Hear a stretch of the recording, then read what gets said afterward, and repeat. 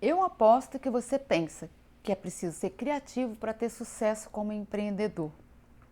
Oi, tudo bem? Aqui é a Ana Maria da Excel. Hoje eu vou abordar um tema que é um mito que leva muitas pessoas a travar quando elas pensam em empreender. Muitas pessoas acreditam que é preciso ser criativo, você ter nascido criativo para conseguir ter uma boa ideia de negócio. Mas será que é possível você ser um empreendedor de sucesso sem ser naturalmente criativo? O que seria esse mito da criatividade? Bem, é verdade que existem algumas pessoas que são naturalmente mais criativas e imaginativas, né? Algumas nasceram assim, ou pode ser até uma influência do ambiente onde elas foram criadas, da educação que elas receberam, né? Os estímulos. O fato é que elas parecem que elas têm mais facilidade para ter ideias assim inovadoras, diferentes e criar coisas novas, né?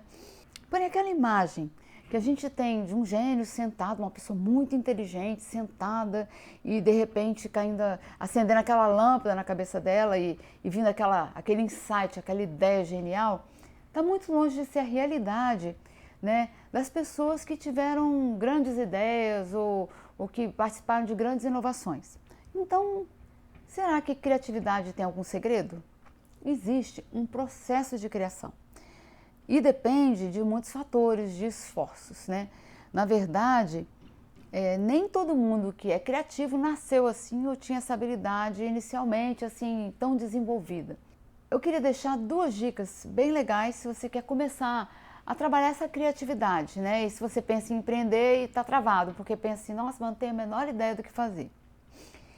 Existem duas coisas que contribuem muito para esse processo do desenvolvimento da criatividade. Uma delas é estudar e a outra é treinar o seu olhar. Para estimular o nascimento das ideias é preciso a gente estudar assim. Na verdade, estudar lendo, ouvindo, observando, né? Sendo curioso, conversando com outras pessoas. A gente passa a estudar não só aquele campo que a gente pensa em atuar, né? Dentro daquele campo, mas a gente pode estudar sobre diversos assuntos, né? Na verdade, às vezes até mesmo estudando um assunto que parece ser diferente, eu posso ter uma grande ideia relacionada com outro campo de atuação. Eu vou dar um exemplo, só para ficar um pouco mais claro como a criatividade pode ser desenvolvida.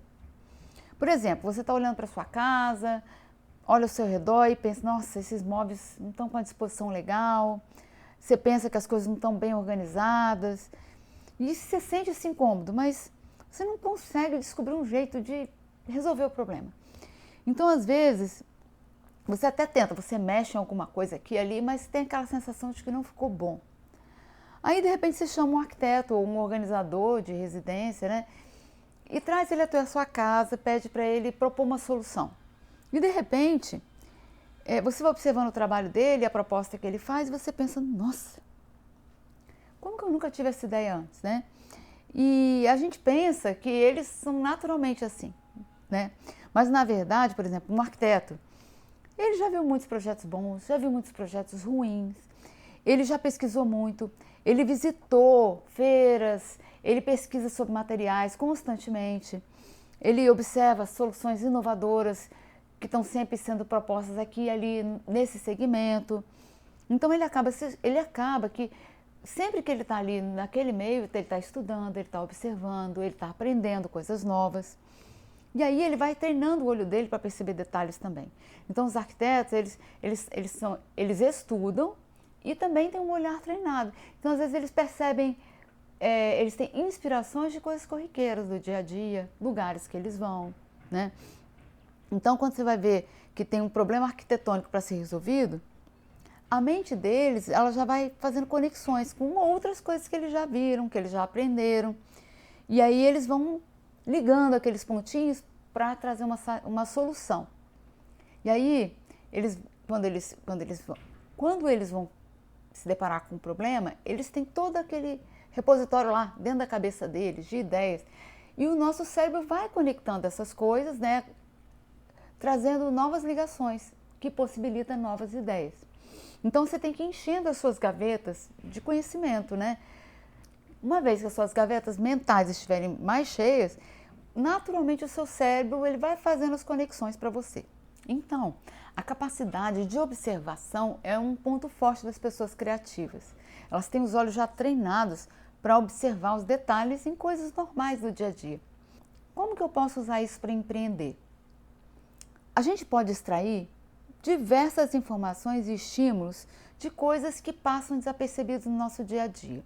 É importante a gente estar muito atento a comportamentos, tendências, notícias que estão acontecendo por aí, costumes e acontecimentos em geral, né? Porque todas as coisas que nos cercam, elas podem nos dar um insight de uma necessidade nova ou de algum problema que precisa ser resolvido. Então, quanto mais informações eu tiver nesse sentido, mais eu vou ter, vamos dizer, as gavetinhas cheias para poder me ajudar a formar as conexões que são as minhas ideias. Então, se você pensa em montar um restaurante, por exemplo, você pode começar a estudar modelos de negócio de restaurante. Observa, assim, estuda como que um restaurante funciona, o que você precisa aprender para fazer uma boa gestão de um restaurante. O bonito desse estudo aí prévio que você já fez, agora você começa a visitar restaurantes. E aí você começa a observar assim, se eles aplicam as coisas que você aprendeu ou não. Como que eles fazem? Começa a observar os detalhes, como é o atendimento do cliente. E aí você começa a aprender a teoria, né, claro, e agora você vai olhar na prática como que isso se aplica, o que funciona, o que não funciona, no modelo de negócio que você achou mais interessante. Isso pode te levar a repensar a sua ideia inicial, pode te levar a reavaliar algumas coisas do próprio modelo de negócio que você já pensou antes, né? E isso pode te ajudar, às vezes, até a ter algum insight de uma coisa nova, inovadora, dentro desse próprio segmento que pode ser comum. O empreendedor, ele sempre tem que ter olhos atentos para observar as oportunidades. Mas as oportunidades, às vezes, elas podem estar disfarçadas. Às vezes, ele precisa ter um pouco de conhecimento prévio do que é um negócio para que ele possa perceber o que é um negócio bom ou ruim, né? Isso também ajuda. Estuda um pouco sobre a administração de um negócio, sobre modelos de negócio, aprende um pouco sobre essa parte da estrutura do negócio, também vai te ajudar. Quando você pensa em empreender, pensa nessas duas coisas, né? Primeira coisa, então, que você deve fazer é estudar, né? Tenta aprender o máximo que você puder sobre modelos de negócio, sobre gestão, que isso vai ser útil para você mais na frente.